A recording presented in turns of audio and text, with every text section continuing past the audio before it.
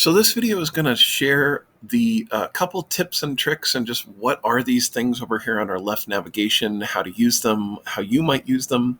We're going to talk about shared with me, recent, starred, and I might do a quick thing about trash. What I love about Google Drive is that what's under this tab, My Drive, these are my folders, my files that I've chosen to put here. No one else can add or remove files from my drive. I curate this, I'm in charge of it. So these folders here were put here by me, these files are by me. A lot of them are created by me and managed by me, and only when I want someone else's file do I add it, and very often it'll look like this, like a shortcut. And where that all comes from is in this shared with me section.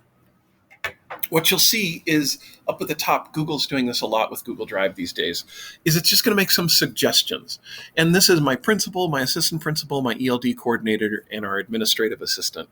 And these are files that they think might be important because I've searched for them before, or I get sent them a lot, or that kind of thing.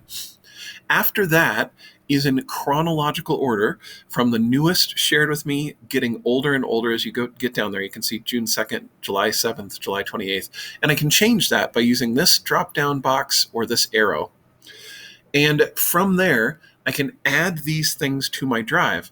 I can't show you here because there's some student data right below here that shows up if I do it. But if you click on something and right-click on it, you can add a shortcut to Drive, and it'll say, hey, where do you want to put that? And it'll do just like this. It'll make a little shortcut and say, this is someone else's file. They're the owner, but I really want to have access to it and see it more regularly. The next thing I'll show you is recent. And this is things that you have looked at, edited, and opened.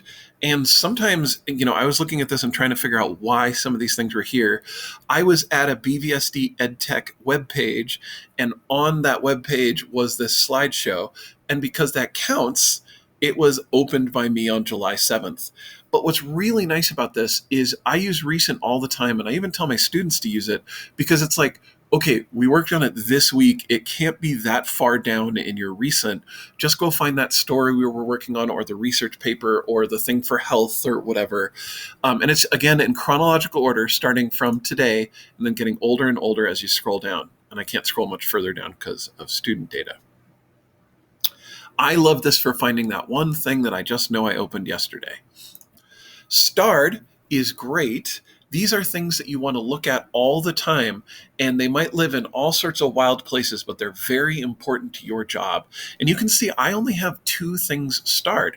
I have my Centennial Middle School Nuts and Bolts. It's a document of every link a Centennial teacher might need, from reporting an accident to CPR training to everything under the sun. And then language arts department meetings. And they live somewhere else. And that's what this icon is for. It's a shared drive. It's shared with multiple people, and I starred it. There's a philosophy for starring that I think is really important, and it's based on that same thing I said about organizing files in my drive. If you have 20 priorities, you have no priorities. And so I would make sure you limit the number of starred files you have to under a screen's worth, which is probably 10 or 15 files.